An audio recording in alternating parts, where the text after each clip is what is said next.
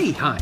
Welcome to Someone Else's Movie, the original podcast where an actor, writer, director, or nebulous industry figure gives a little love to a movie they didn't make.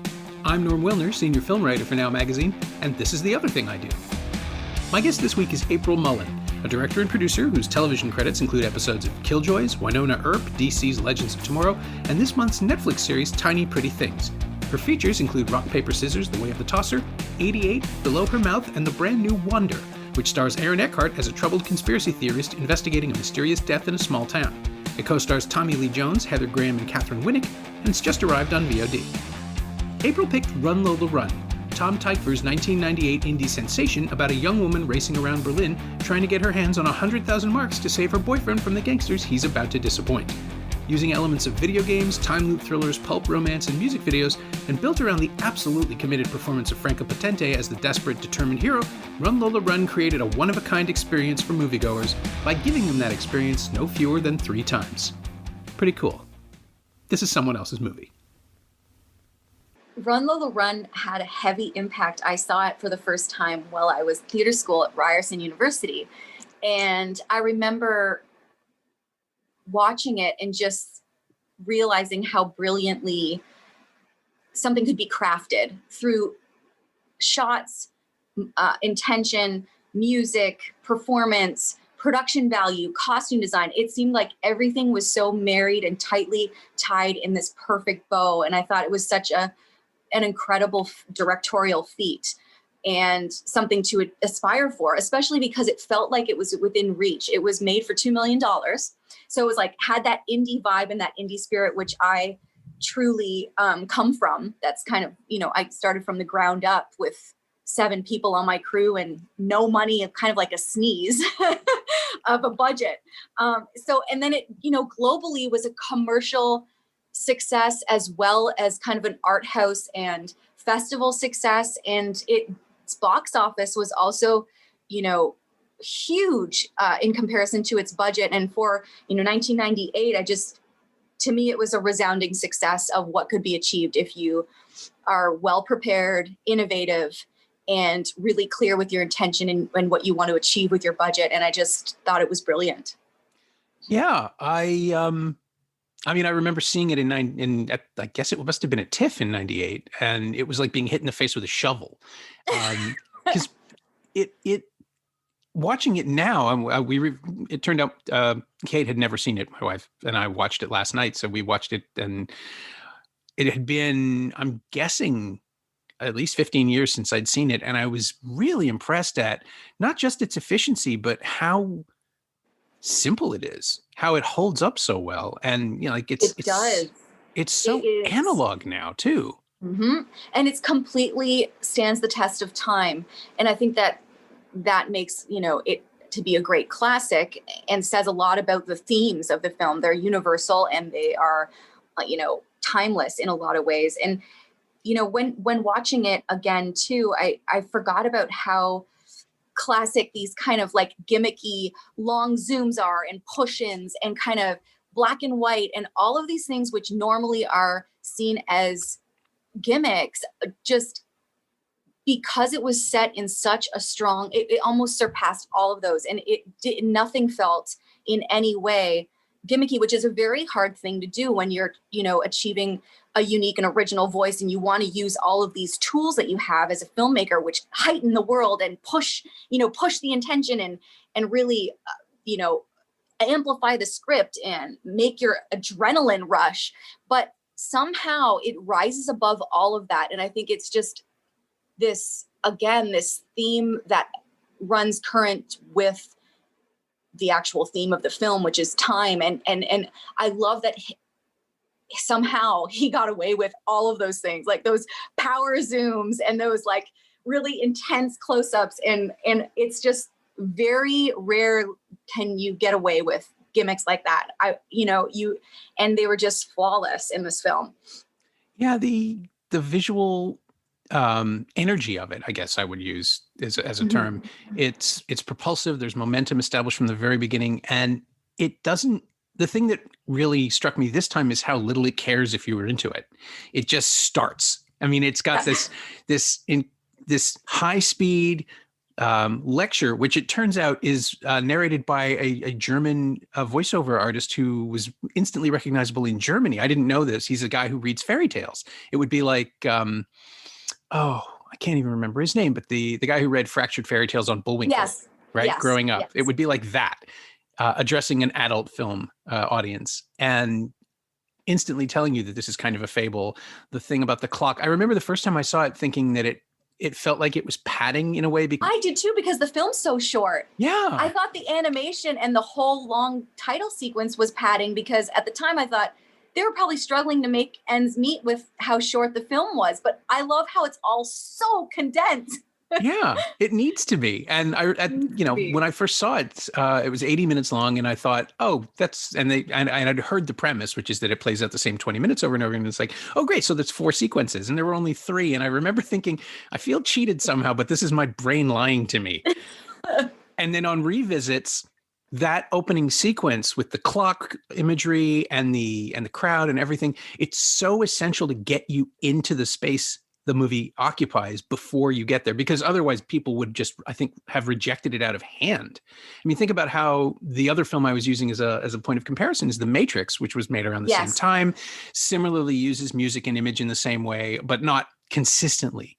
It's got info dumps, it's got conversations, it's got 40 minutes before we really understand the world that we're in. And Run Lola Run, it's like, you have 3 minutes to get comfortable in your chair, and here we go. And because it's only an 80-minute film, get ready, this is all you've got.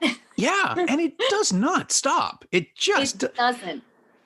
And I love, like you said, the intro, like that weird kind of claymation, the clock, and you sort of enter into the mouth of the clock. It's sort of setting, and then the soccer ball goes flying up into the air, and it sort of sets the tone that life is a game. This is a game. It's going to be watched like you're almost in a video, like a game going through as a character, and you have 3 different roads you can choose. And I think that the filmmaker too, I love that.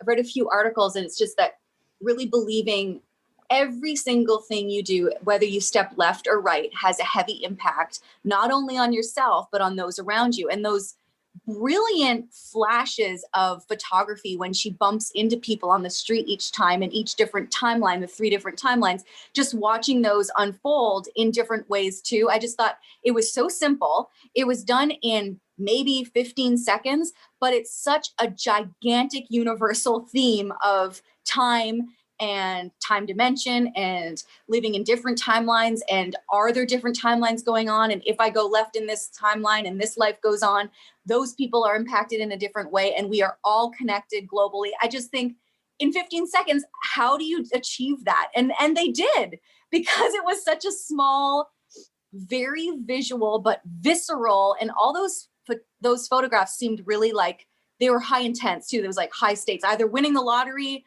or you're bankrupt and you're dead, and and you show the mortality of it. It was just like such extremes that it told a story in 15 seconds that I as a filmmaker, I don't even know how to I stand in awe. Yeah. Just like, I need to respect that, because it's a simple device, but yet it has such huge and multiple meanings that globally, no matter what language you speak, and this being a German film, to just break all molds of language with a visual storytelling medium that's so simple in its execution, I just think, and it doesn't cost money. It's just like a brilliant tool. And that always impressed me tremendously. I'm sure it's part of the international appeal, right? They clearly judged it to be the best bet to make a film that has very little dialogue, or very little dialogue that actually matters, right? Because it's all visual. I even the Kuleshov effect stuff of Manny looking at the clocks and Manny looking at the store, and we don't need to hear the dialogue, really. Maybe some of the stuff with Lola's father matters in terms of text, but it's so emotional. It's all told through faces and motion. And yeah, the animated sequence, which at the first time through, I thought, this is kind of an affectation. It's probably much, much cheaper than shooting her running down those stairs over and over again and risking a stunt person. I think so. And I always went back and forth, like, why did they do that? Because I think they could have achieved that. And then I personally, it's like I think really setting the tone of each new time sequence, showing the audience with that cool kind of steady one organ going into the TV, was saying, like, we're going into the game now. it is a game. Look, it's an animated version of her. And then it brings us into reality. It was such a unique choice. Like at first I thought, I don't know if I was into it, but then I absolutely loved it by the end because it was something that was replicated, obviously a hint different each time, but I think it was just to allow us to say, okay, here goes the game again. We're back in. Yeah, and it makes it easier to take the violence that happens and the tragic endings of the first two stories, because it's going to reset. It's going to be okay. These aren't necessarily really real people, but at the same time, Potente and Bleibtreu are just so human. And I've this time through, I really noticed too. Not only does the camera love Franka Potente, but to the point where you can hang entire scenes on her shoulders and head and the back of her body. Yes. Like, and it's kind of a Tomb Raider view. And I think that's part of the animated sequence as well, is it gives you that rhythm of just a running and jumping game. But the scenes they have, the quiet scenes, the interstitials of the two of them in bed together, it's just so soft and quiet and real that I'm amazed this film can accommodate that, because it doesn't have time for anything else. And you see all the other relationships that are unfolding around them that don't have that. Her father and his lover, his girlfriend, his mistress are just, it's cold and clinical. Even when she's telling him he might be carrying his child, it's shot on video instead of film, which again, I'm not sure why, but it works. It works. And I think I read an article saying it was meant to just feel even more real to life, like almost like a surveillance camera watching them. And same as like when the homeless man on the train kind of gets the money, it's shot again, just on a home cam, which makes it feel even more real and surreal, opposite their kind of more cinematic elements. But I love what you were saying with how does the film make room for those intimate moments between the two of them? Because if you're going on this journey with them, you want to believe that their love is like live or die. And at one point she mentions, he's been my boyfriend for a year, and it's something so, in a way, hilarious, but that's how love is. If you're so invested. And how do you show that in a film which is lightning bolt fast and give space and keep their attention just enough and show just a tiny chapter of both of their biggest moments before they die, of what makes you love that person, the impact that person makes in like a 30-second draped in red lighting, intimate conversation after, I'm assuming, an amazing, love affair moment, like whatever that might be. I love that they just both feel so vulnerable each time. They're both kind of very insecure, as love would make you. And they're both saying real life things. They're unpolished. They're sweaty. It's messy. And it's just in bed, and it's almost like you get to sit there as a fly on the wall watching, and nothing's pushed about it. And in those tiny little chapters, you then take their love on as like the greatest gift. Like they can defy time. They can break the molds of time because they have to, because, and how do you again achieve that in under 2 minutes? It's unbelievable that was able to allow us to invest in their love story when, in a way, a year is kind of laughable. They're just dating. They're young. It kind of feels Romeo and Juliet-ish. But because of those two little tiny scenes, every audience member is like, we're in it. We're fighting for you guys. That's, again, as a writer, director, you're just like, that is very difficult to do and make it feel so just natural. Yeah, it's the overwhelming commitment of the actors, obviously, but also the time loop aspect, which is a lot easier to digest now, I think, right? Because we're soaking in it. Everything is definitely, we understand the concepts of the time loop thing, and the rules aren't totally clear in this case because Lola does it the first time, Manny does it the second time, maybe. We really have no idea if anyone is in control. And what you get is this sense of two people who are, I was going to say Lola seems more willing to sacrifice anything for Manny because he's not the best criminal. Like, he doesn't seem like he's terribly good at any of this. And his response is always to blame someone else, which I think is fascinating because that's a consistent behavior that happens throughout the entire movie, through all three cycles, is that it's never his fault. Something bad happened. It's Lola's fault she didn't pick him up. It's the police's fault because he had an instinctive reaction. Nothing is ever on him, and every choice he makes is disastrous. Like he's getting them dig deeper and deeper trouble. Yeah. Yeah. And I But love that at the time when I did see it, it was very apparent to me that he was the damsel in distress and she was the action star kind of fighting her way for him. And I think at that time I hadn't seen a lot of female-led action, whatever you want to call this, action thriller. I don't even know how you would define the film. But it was for me at the time, it was a huge kind of flip-flop on the sort of damsel in distress and hero of the film being a female for the first time, at least in my mind, where it actually made an impact. And I was actually aware enough and sort of mature enough to be aware of that for the first time. And that really, was exciting and new. yeah, and she's undeniably smarter than he is. She's the one who can strategize and make plans and get places and do things. And his only real instinct is to rob a store to get the money he lost. He doesn't seem to have much more going on. And then we have the bedroom scenes, and you get it. Yes. You get their relationship, and I think Yes. it's just such a great choice to not have that the first time through, to just introduce us to her rather than him. Yeah. And Sets her up. fill in the blanks of why she cares. Definitely. I would agree with that. And it was such a strong choice to allow us as the audience to invest in her and allow her to be the main character. And in the glimpses of her home life, like her father's absent and uninterested in anything. Her mother is apparently a drunk. We see her with one drink. I don't know how bad that is. But she lives at home, which again, we don't really know how old this person is. She's old enough to have gotten some pretty elaborate tattoos and to be in this relationship. But I mean, I think Potente was like 24 or 25 when they shot it.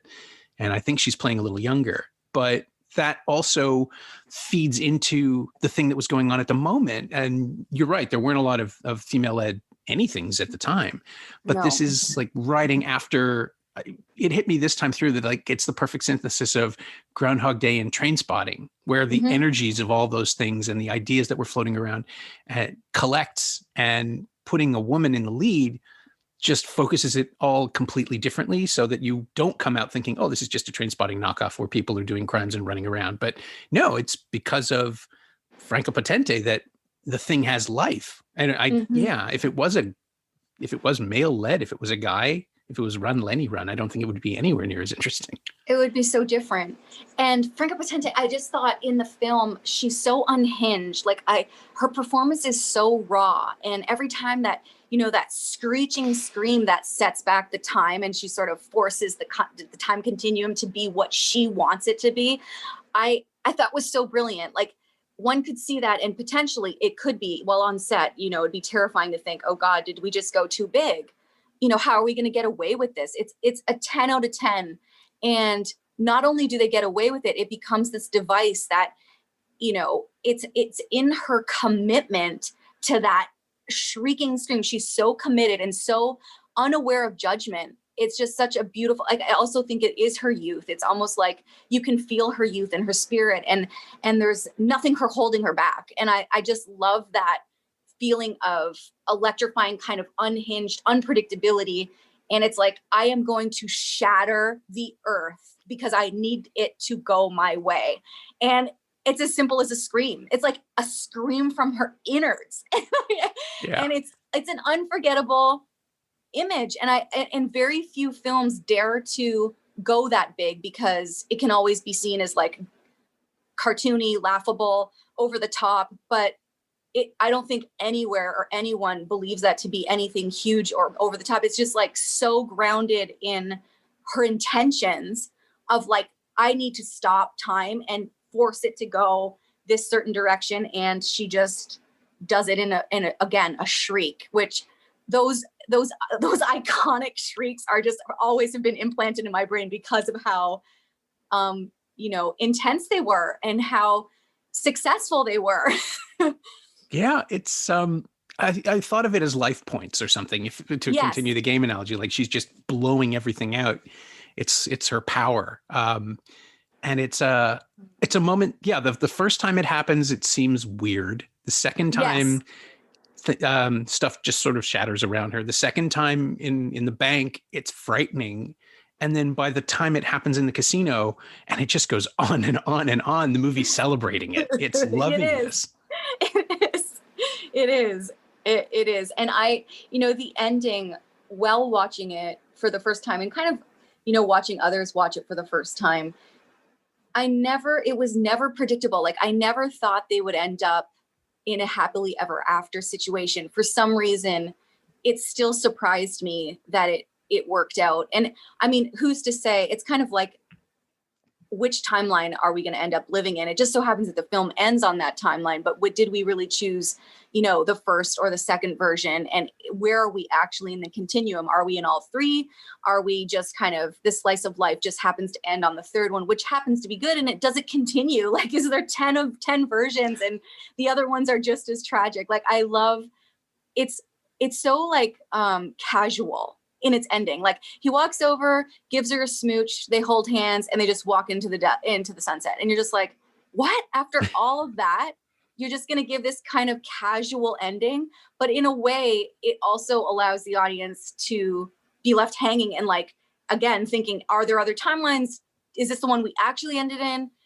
Or is it the other two? I just thought, I loved how kind of lackluster, in a way, the ending was, but yet it was so prolific and heavy with meaning. Yeah. It's like a very unique ending. Yeah. Well, which direction are they going to go in? Right. I mean, it's just, it's a perfect summation of all of it. And I do think they earn this ending, or at least Lola does, simply because she does the thing that she's never done before, which is pay attention to the security guard. I mean, he's not a good person. He seems like he's kind of creepy and weird and teasing her. And he plays little power games with her every time they interact. But in the end, she knows him. And that moment in the ambulance, which has been present every time, so right? Because that little drop at the end where, of course, a movie like this is going to have the economy to connect everything, because there's no other way to do it, right? If you're the thugs in the car, the ones that we're going to meet, Manny, the guy in the ambulance is the person that we've already seen suffering. But it's so graceful, and it is, and it's so seamless. And it's quiet. It's a quiet moment too, and an intimate moment. And they keep going on the hands and just the simplicity of the human touch. And yeah, I love how graceful all of the connections were. And I appreciate it so much. Even the guy on the bike, and then it becomes, with the homeless man who gets to have the bike, and how finally that's how they get them. Everything is just so very eloquently placed in the frame, but so perfectly done to come back to it and give heavier meaning to it.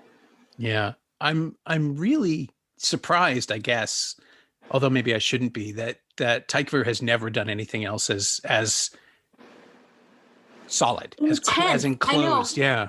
And as, like, I don't know, like, it felt to me that he gave it his all. Like, even in the music, it's like, if I could be a heartbeat, like, I feel like he actually encapsulated what it was to be a heartbeat in that beat. The music feels like the heartbeat. The walks, I think it's like 120 beats per minute of the whole film still has that. Like, there's this rhythm and this impeccable kind of bold, very bold choices that he seemed, again, it's kind of like the curse of when you're young. Like, I remember our first few feature films, because you're so, in a way, unaware, and you're not, like, used to criticism and the critics and the festivals and what they're going to say, and that kind of shrinks your world, and then unfortunately forces you to question before you create your next film what you're going to do and how you're going to achieve those films. And it almost gets overanalyzed before it has time to breathe. And as a young filmmaker, sometimes your best work, or not your best, but your most unhinged, alive, if I was a heartbeat, that kind of feel, that kind of heart and vulnerability, and sort of unaware of, like, what the potential judgments might be, you just put it all in there. Your whole skin, your whole blood, your whole life, your spirits, your memory, your energy, everything you have is in that first, few films. And it's hard to get that innocence back, that almost unaware naivete back once you kind of are not jaded, but you know what I mean? The industry is an industry. It's heavily criticized. And so it goes. And people watch your movie and they'll say, thumbs up or thumbs down, heart or no heart. And it's a harsh reality. And after 20 years of getting the backlash of that, it affects the way you make movies. And I think because it was one of his first, big swings, it had this unhinged, beautiful innocence to it that just went with it. He just went with all of his brilliant, imaginative, kind of new, innovative ideas that he, wanted to. Didn't think about it, except really thought about it when he was planning it, but didn't overthink the outcome of what those choices would have been. Yeah, it feels like a movie that has to be what it is. Like if you take notes, it's going to derail. It's going to just fall apart. And yeah, it does happen, doesn't it? I mean, you start steering into the skid, right? The expectations of what'll get funded or what'll be popular or what'll get this. What's commercial, what's not, what's art house, what's not. Like what would get in Sundance and what won't. And really, at the end of the day, I think truly it's just speaking your truth. And that's all you have to stick, but that's harder said than, you're trying to get things financed. You're trying to convince producers to pick up your projects and private investors to invest. And you need a certain amount of stars, and it all becomes about industry instead of sort of raw creativity, which I think that is kind of, again, the electrical kind of impulsive thing we love about Run Lola Run, because it's so unhinged. Yeah, the beats per minute thing is absolutely essential. And again, in 1998, there weren't movies that were doing that. No. There were movies that had club sequences. That's as close as it got. And I guess Go, which came out the next year, has a certain familiarity or resonance with it because it does play with time, but it doesn't do the same things that Run Lola Run does. But it's all like that post-Tarantino wave where everyone was trying to capture something by doing the same thing. And Tykwer just said, no, I think I got it. We're going to try it this way. And yeah, it's unreplicated. There really isn't anything. I mean, there are, again, we were talking about time loops. There are hundreds of them now, but I don't think anything else works the way this one does.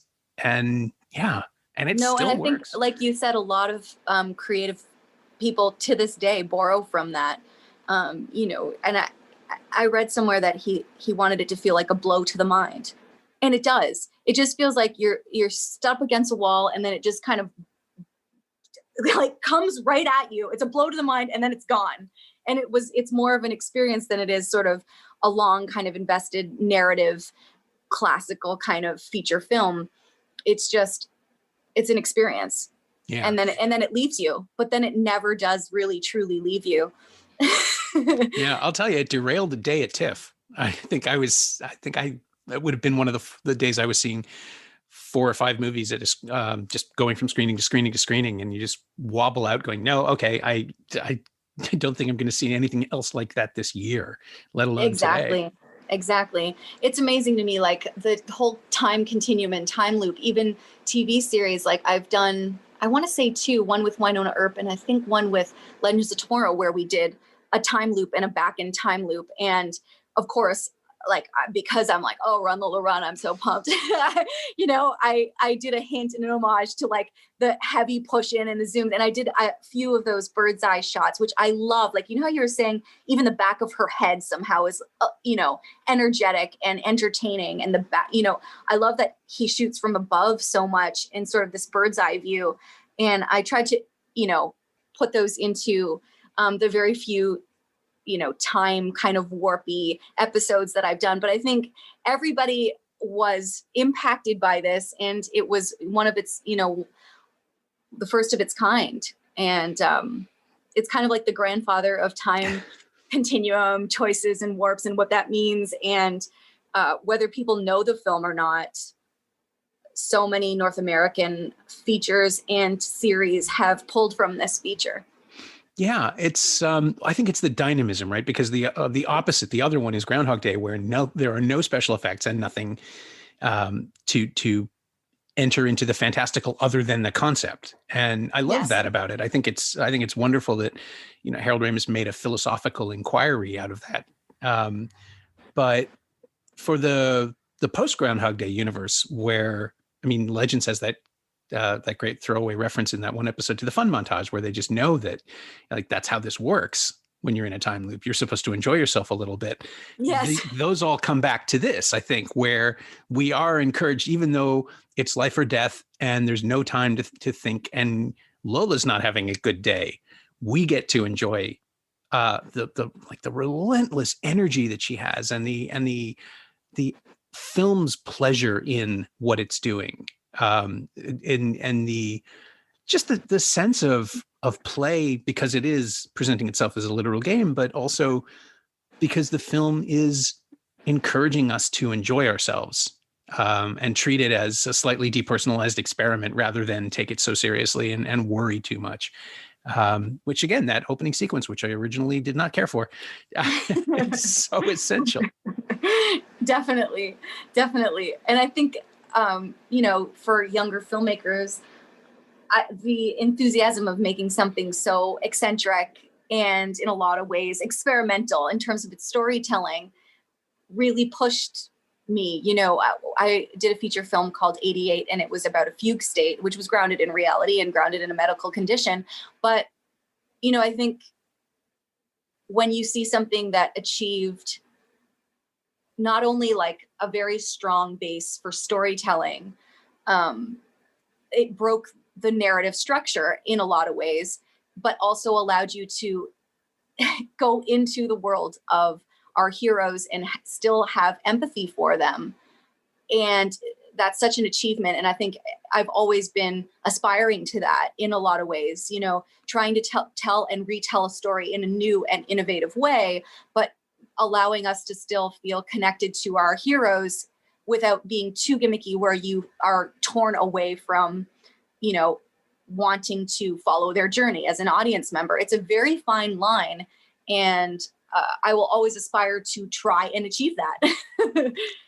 Yeah. I'm trying to figure out if Wander has the similar sort of narrative trickery to it, because, and I don't want to discuss the ending. Yeah, in a way, Wander does have themes of, what is real and what is in Arthur's head, and what do we want to believe, and what is being seen, or what is a delusion, or an effect of the mental health crisis that he's going through, and possible kind of pills and hallucination, or is it paranoia, or is it his own imagination, or is this the reality of him discovering the truth about his biggest nightmare, which is the conspiracy that caused his family's death. And I think at the end of the film, there are two totally different versions where the audience can either believe that what he's seeing is truly real, and the truth will be set free, and the silent warrior has won, or